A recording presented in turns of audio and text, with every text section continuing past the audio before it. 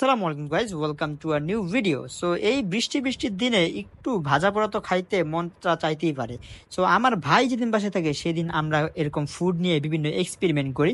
তো সেদিন এক্সপেরিমেন্ট করতেছিলাম কিভাবে চিকেন চাপ বানাইতে হয়, and it was just awesome. মানে কি বলবো, কি বানায় ফেলছি। আমরা মাঝে মধ্যে ভাবি যে আমরা শেফ কেন হইলাম। প্রথমে মুরগিগুলোকে ভালো করে গুতায় নেবেন অথবা মাঝখান দিয়ে কেটে কেটে দিবেন। তারপর পেঁয়াজ বাটা, আদা বাটা, রসুন বাটা, তারপর জিরা বাটা, তারপর হচ্ছে আপনার মরিচের গুঁড়া, হলুদের গুঁড়া, আর হচ্ছে একটু গরম মশলা, তারপর টক দই এবং সবশেষে লেবু চিপে নেবেন।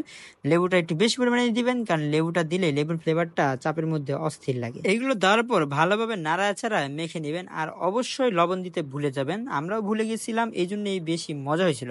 যাই গাইস, ভুলে গেলেও বেশি দেরি করে নেই, অল্প একটু দেরি হওয়ার পরেই মনে পড়ে গেছে যে লবণ দেয় নেই। তারপর লবণটা দিয়ে আরেকটু ভালো করে মাখায় চাখায়, তারপর আরও একটা জিনিস ভুলে গেছি, সেটা হচ্ছে টমেটো সস দিতে। সো আপনারা ওইগুলা ভুলে যাবেন, কিন্তু বেশি দেরি করেন না, একটু পরে আবার দিয়ে দিবেন, মানে একটু পরে যেমনি হোক মনে করে দিয়ে দিবেন। তারপর এগুলা দিয়ে আমরা মোটামুটি ভালো করে মাখা টাখা মোটামুটি 5 থেকে 6 ঘন্টা মেরিনেট করে রেখে দিছিলাম। এরপর একটা প্যানে তেল নিয়ে সেটাকে গরম করে নেবেন। তেল গরম হয়ে যাওয়ার পর চিকেনগুলো দিয়ে ভালো করে ভেজে নেবেন। একটু এই দিক সেদিক উল্টা পাল্টা ভালো করে ভাজবেন, আর অবশ্যই লো হিটে ভাজবেন, না হলে উপরে ক্রাঞ্চি দিক দিয়ে পুড়ে পুড়ে যাবে আর ভিতর দিক দিয়ে কুক হবে না। সো লো হিটে আস্তে আস্তে ভাজতে থাকবেন। তারপর ভাজা হয়ে গেলে আবার তেল নিয়ে সেখানে কয়েকটা পেঁয়াজ ছেড়ে দিবেন, পেঁয়াজ কুচি করে সেটা ভাজতে থাকবেন।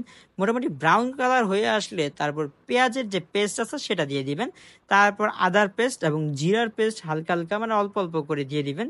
দিয়ে ভালো করে নাড়াচাড়া দিয়ে থাকবেন, এবং কি সবশেষে ম্যারিনেট করার যে এক্সট্রা মশলাগুলো রয়ে গেছিলো ওই মশলাগুলো ফেলে না দিয়ে তারপর লাস্টে দিয়ে দিবেন, কারণ এটা গ্রেভি হিসেবে খেতে খুব ভালোই লাগে।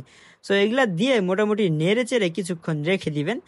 আর যতক্ষণ পর্যন্ত একদম ভাজা ভাজা না হয়ে আসবে ততক্ষণ পর্যন্ত ভাজতেই থাকবেন। আর লাস্টে একটু গরম মশলা অ্যাড করে দিতে পারেন, কারণ গরম মশলার ফ্লেভারটা কিন্তু ভালোই লাগে চাপে। যাই হোক গাইজ, যখন এরকম ভাজা ভাজা হয়ে আসবে তখন এটাকে উঠায় রাখবেন। তারপর একটু ঘি অথবা অলিভ অয়েল বা তেল যেটাই থাকবে দিয়ে দিবেন। আমাদের কাছে ঘি ছিল সেজন্য আমরা ঘি দিয়েছিলাম। তারপরে এই ভেজিটেবলসগুলা, পেঁয়াজ, মরিচ এবং কিছু ক্যাপসিকাম, টমেটো। সো ক্যাপসিকাম টমেটোগুলো লাস্টে দিবেন, আগে পেঁয়াজ আর মরিচটা দিয়ে ভালো করে ভেজে নেবেন। পরে যখন হালকা ওইগুলা কুক হয়ে আসবে তারপর হচ্ছে লাস্টে ক্যাপসিকাম আর টমেটোগুলো দিয়ে দিবেন, কারণ এগুলো একটু তাড়াতাড়ি কুক হয়ে যায়। তারপর ওই যে ভেজে রাখা চিকেনগুলো এগুলো টুকরা টুকরা করে সেটা এটার মধ্যে ছেড়ে দিবেন। এর মধ্যে ছেড়ে ভালো করে নাড়াচাড়া নেবেন। তো কিছুক্ষণ নাড়াচাড়ার পরেই দেখবেন যে এটা একটু তেল তেলে ভাব হয়ে আসছে। তারপর ব্লেন্ডার দিয়ে টমেটো পেস্ট করে এই টমেটো পেস্টটা দিয়ে দিতে পারেন, কারণ এই টমেটোর পেস্টটা হচ্ছে গ্রেভি হিসেবে কাজ করে। মানে জিনিসটা যাতে বেশি ড্রাই না হয়ে যায়, আমার কাছে দেখতে একটু ড্রাই ড্রাই লাগতেছিল, সেই জন্য আমরা আর কি এই নিনজা টেকনিকটা ইউজ করছি। তারপর যে গ্রেভিটা আমরা আগে থেকে বানিয়ে রাখছিলাম সেই গ্রেভিটা আর একটু টমেটো সস মানে টমেটো কেচাপ দিয়ে দিয়েছিলাম। তো আপনারা চাইলে একটু মেয়োনিক্স ইউজ করতে পারেন, জিনিসটা ভালোই লাগবে। আই থিঙ্ক আমাদের কাছে মেয়োনিক্স ছিল না, সেজন্য আমরা দেইনি। সো গাইজ, এই ছিল আমাদের ফাইনাল লুক। মোটামুটি দেখতে বেশ ভালোই ছিল, এবং কি খেতে তো গাইজ অসাধারণ ছিল। মানে আমি আহ, কল্পনাই করি নাই যে এত মজাদার হবে, একদম সেম অ্যাজ রেস্টুরেন্ট। মানে আমি ভাবিই নাই যে আসলে এরকম একটা ডিশ তৈরি হয়ে যাবে। আমাকে যা মন চাইতেছিল আমি আর ভাই আমিরা খালি করতেছিলাম, দিতেছিলাম, কিন্তু অ্যাট লাস্ট যে রেজাল্টটা এত মজাদার দাঁড়াবে এটা চিন্তার একদম বাইরে ছিল। আপনারা একবার ট্রাই করে দেখতে পারেন জিনিসটা কেমন লাগে। So, আমার কাছে তো একদম জোশ লাগছে, যদি আমি চাপ এমনিতেই অনেক বেশি প্রিয় একটা খাবার, আমার কাছে ভালোই লাগে। অ্যান্ড আমাদের এইদিকে একটা রেস্টুরেন্ট আছে, ওই রেস্টুরেন্টের চাপটা অনেক বেশি জোশ।